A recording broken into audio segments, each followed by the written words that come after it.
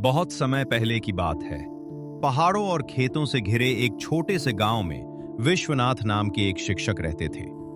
पूरे गांव में वही अकेले पढ़े लिखे इंसान थे। लोग उनका बहुत सम्मान करते थे। हर सुबह बच्चे उनके स्कूल के बाहर इकट्ठा होकर कहते, नमस्ते गुरुजी। खुश रहो बच्चों, पढ़ाई ही तुम्हारा भविष्य बदलेगी।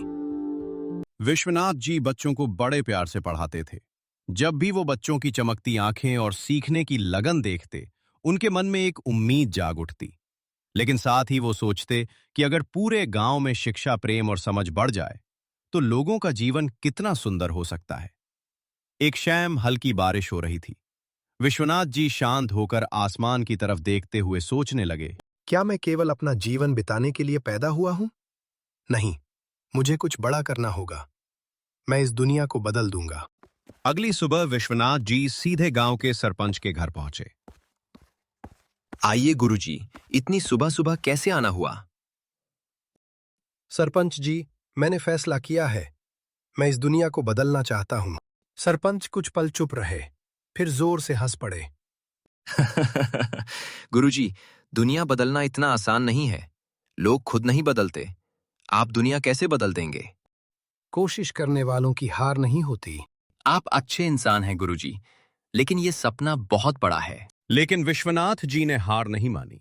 वो गांव-गांव जाकर लोगों को समझाने लगे। अपने बच्चों को पढ़ाओ, झगड़े मत करो, गांव साफ रखो, शराब छोड़ दो। गुरुजी सही कहते हैं। अरे रहने दो, दुनिया ऐसे ही चलती आई है।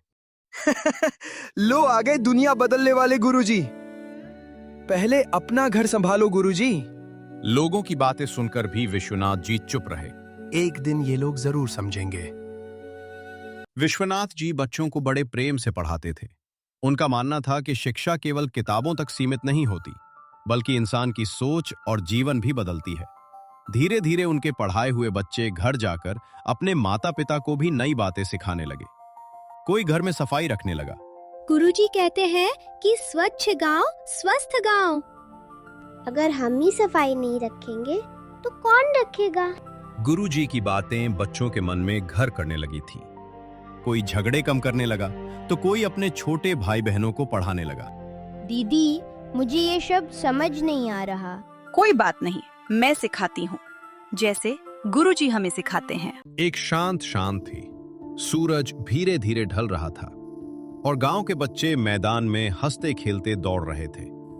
विश्वनाथ जी पास खड़े उन बच्चों को देखकर मुस्कुरा रहे थे।